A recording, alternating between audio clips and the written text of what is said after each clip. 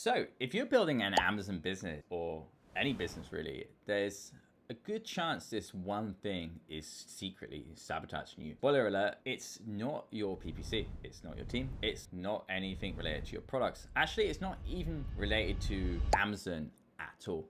And since cutting this one habit, I've had more energy, clearer focus, better sleep, stronger workouts in the gym, just more motivation in general. And most importantly, it simplified my life, resulting in less distractions and also less decision fatigue. And this one thing was quitting alcohol.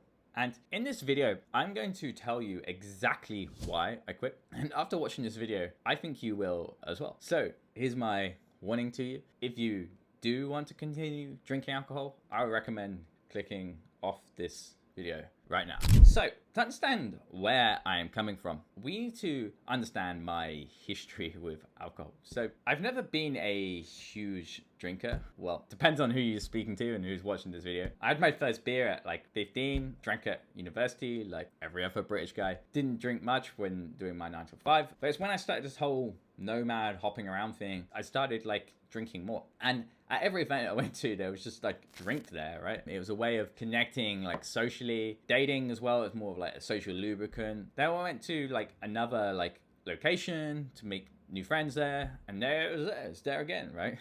And before I knew it, there was times where I was just drinking like every other weekend or maybe like every weekend. Yeah, sometimes it might be an event during the week. I'll go to there and it'll be there, right? And obviously it made me feel like shit the next day, but it was just something a bit more to it than that, right? Even having just a few, there was still this like internal conflict that was building, right? I had, which was like, it was fun, right? In fact, it was actually becoming one of my only ways of having fun, but I felt like I was sabotaging myself like each time I was doing it, right? It was impacting my progress with exercise. It was impacting my productivity as well by like just messing up my dopamine system. Also from my journal articles, I could see that like it was just slowing down momentum. It's just getting in the way and just making me more impulsive as soon as I was even drinking a little bit. And this is just like all knocking my confidence that little bit each time. But yeah, in general, there's a million reasons not to drink, right? A million, like so many reasons not to drink. But there's just a few or one big reason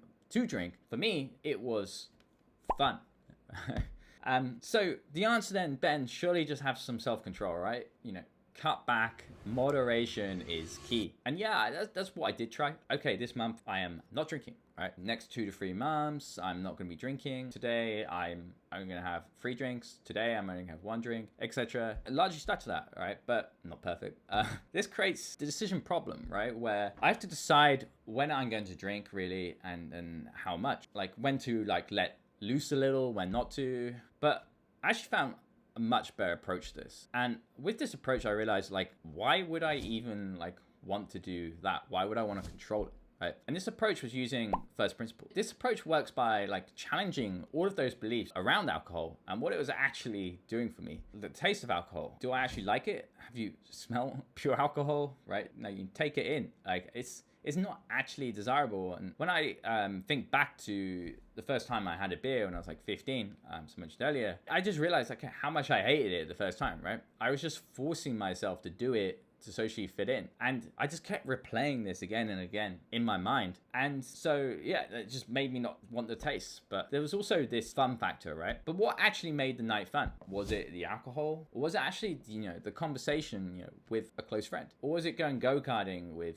someone I care about? And a new experience, right? Traveling. And I realized that with all of these things, it was, the conversation, it was the activity, and not the alcohol. The alcohol was just messing with the chemicals in my brain at the same time I was having those experiences. And what effectively was doing was reasoning by like association, right? I was falling for the trap of, good conversation plus good activity equals alcohol causes a good time, rather than good conversation plus good activity equals good time, right? I was bundling like alcohol in to those things. And that's simply because the reference experiences I've had for the last 10 years, right? Yeah, pretty much having fun have all included alcohol, right? And this is how brands have been operating for years, right? Build good feelings and connect them to their product. Right? And alcohol industry is no different here. What actually creates authentic, good, natural feelings within a human being is largely covered in Maslow's hierarchy of needs. And hate to break to you, but last time I checked, getting smashed with the lads was not included in there, right? Surely, you know, these experiences with alcohol were enhanced by alcohol, right? These experiences were enhanced by alcohol. And I think to a degree, the nature of any drug is that you'll get some dopamine from it, right? Otherwise you wouldn't do it. But if you think of your brain, like dopamine is just like a bucket of water, right? When you're healthy, it's already full, you've got natural motivation,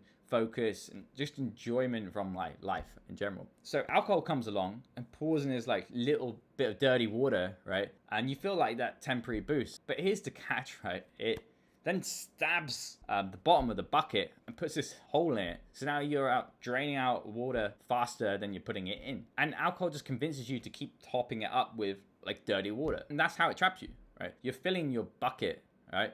But also you're slowly emptying it at the same time. I knew alcohol wasn't serving me. I knew it wasn't right for me to continue doing this. You know, the pros massively outweigh the cons, blah, blah, blah. But something was just still holding me back, which is why then I joined a program to help me quit. And within this program, I realized a couple of things. A, by doubting my decision to quit, this is actually creating this like hidden desire for alcohol, which can apply to anything. But also, B, I was just surrounded by drinkers.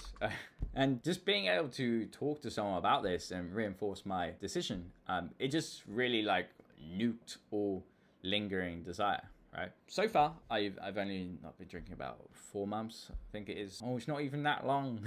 But I have lost like around like 6 kg now. I've had more hours to work on my business. I'm thinking more clearly. I've had more time to make these YouTube videos. Lucky you guys, eh? And even just, you know, show up as the best version of myself for dates, right? Rather than, you know, turning up like with bad skin and feeling hungover, right? But there's also this huge relief inside of me because I no longer know how to make this decision each time I go out and meet friends. So there's no longer getting in the way of the compound effect of all these things which are actually way more important to me, like my health, my relationships, and the business, right? And I just know it's just going to keep compounding from here because now I can get into those like higher gears, those higher energy levels, and just stay there rather than being like punched down like each time. And the reason why I put this out here is because I know I've been to a lot of Amazon events. I know the cultures like it's get a bit f***ed up, right? Or maybe that's just me. But if you're done, you know, with the hangovers and you suspect that like alcohol might be slowing you down, like even like a little bit, then just start questioning every belief you have around it. Like, what is it actually really doing for you? Write them down, like rip them apart. Because if you want those higher gears in your business, your health, and your life, this is literally one of the simplest levers you can pull to go to that next level. So, see you next time.